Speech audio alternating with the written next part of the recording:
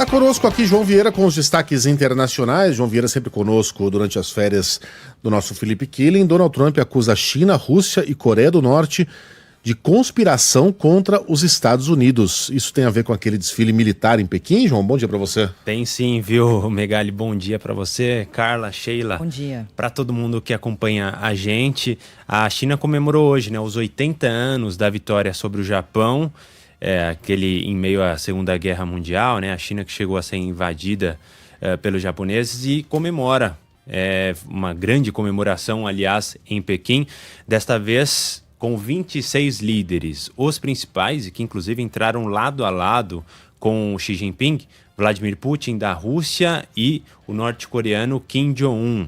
São grandes aliados de Pequim. E Donald Trump já sabia que isso iria acontecer e foi às redes sociais dizer que, primeiro, ele esperava que a China não esquecesse da ajuda dos Estados Unidos para que liberasse o território chinês dos mandos do Japão.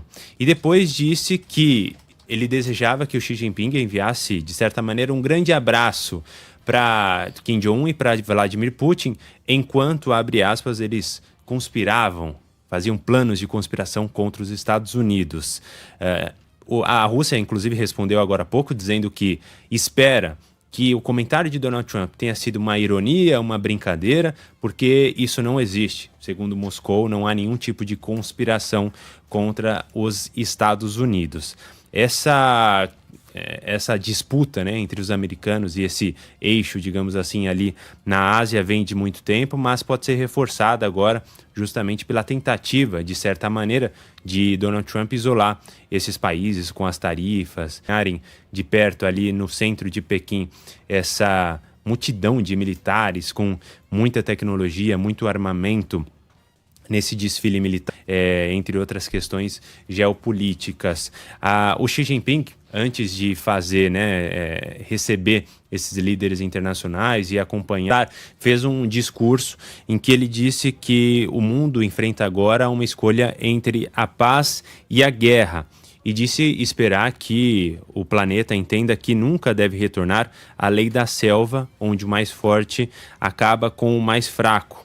Disse que é necessário aprender as lições da história, valorizar a paz e trabalhar junto para criar um futuro mais brilhante para a humanidade. É verdade que nas palavras isso é muito bonito, mas na prática nem sempre isso acontece, até mesmo pelo lado de quem fala, não é? E, ao mesmo tempo, tivemos encontros bilaterais entre as autoridades que lá estavam. Aliás, o Celso Amorim foi representante do governo brasileiro, né? Estava lá, estava também a presidente do BRICS, ex-presidente brasileira, Dilma Rousseff. Nesses encontros bilaterais, o principal deles foi entre o ditador da Coreia do Norte, Kim Jong-un, e Vladimir Putin. Não foi qualquer encontro, um encontro de 2h30, durou bastante tempo porque tinha muita coisa para conversar realmente, sobretudo em relação à Ucrânia. A Coreia do Norte já enviou mais de 15 mil soldados à Ucrânia, né, para ajudar a Rússia nesses combates, e agora deve enviar ainda mais. Nessa conversa, o Kim Jong-un deixou claro que é, de certa maneira, um dever fraternal ajudar os russos no que a Rússia desejar e precisar. De certa maneira, dizendo que está livre para enviar mais mísseis, mais armamentos, também mais tropas à Ucrânia para ajudar Vladimir Putin.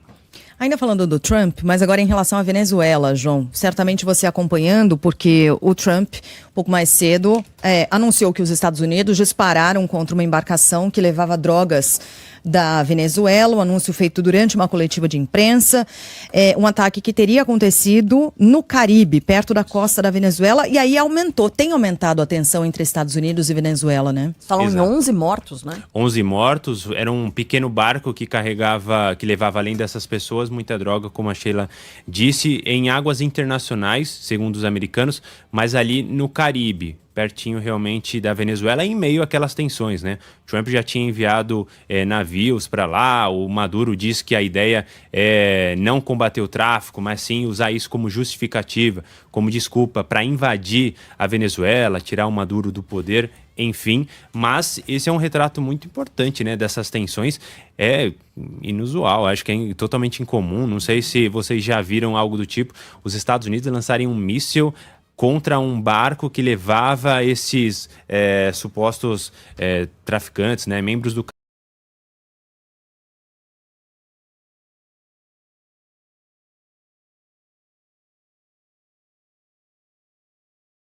de tensão gigantesca, ao mesmo tempo em que diplomaticamente os americanos trabalham na América Latina. Hoje, o Marco Rubio está no México e também vai ao Equador, vem aqui para a América do Sul para discutir essa questão do combate ao tráfico de drogas. O México tem uma questão territorial muito importante, claro, tem a fronteira entre os dois países, entrada de imigrantes, enfim, e também um tráfico de armas. No Equador, a discussão principalmente em relação à cocaína, né? O Equador, Bolívia, dois dos principais e maiores, né, produtores dessa droga. Então, o Marco Rubio vem discutir isso. Devemos ter mais novidades sobre esse assunto a partir do Rubio e também do Donald Trump nas próximas horas. Bom, como é que a gente ficou sabendo disso? O Donald Trump concedeu uma entrevista, né, nos Estados Unidos. Ele mesmo falou sobre o ataque, um vídeo.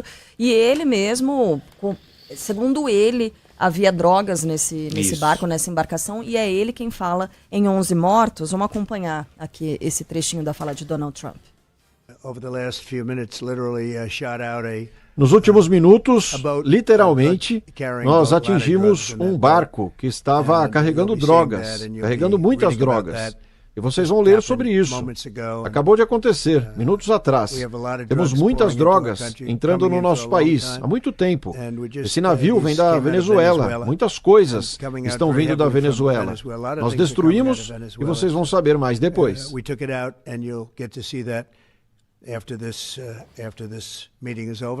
7 navios de guerra dos Estados Unidos, né? Tem submarino também nessa região. Submarino nuclear, propulsão nuclear. Eles falam em mais de 4.500 homens americanos que estão por ali para justamente fazer essa pressão, né, no Caribe. Desde o início do governo Trump, né, esse tem sido um assunto muito grande. É um problema nos Estados Unidos, sobretudo em relação ao fentanil. O Trump tem citado vários países como responsáveis por isso e imposto tarifas também ao México, ao Canadá, à China, por exemplo, de onde partiria parte do material bruto, né, para a produção desse material. Aí chegaria ao México e ao Canadá, onde faria a preparação final para entrar nos Estados Unidos. E, claro, a América do Sul também em relação a outras drogas. Então, o Trump tem batido muito nessa questão e, ao que tudo indica, vai continuar, além das tensões que já existiam, né, entre Venezuela e os Estados Unidos, principalmente. Já tá fácil, né?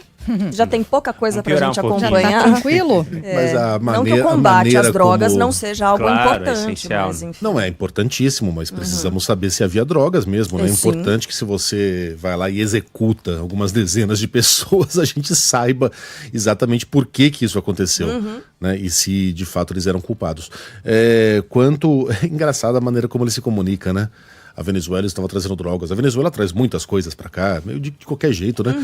Aliás, o fato de termos hoje em dia líderes de grandes nações com um altíssimo grau de estupidez e problemas de comunicação talvez tenha nos levado a um lugar um pouquinho mais seguro, no sentido de que essas declarações não são levadas a sério, né?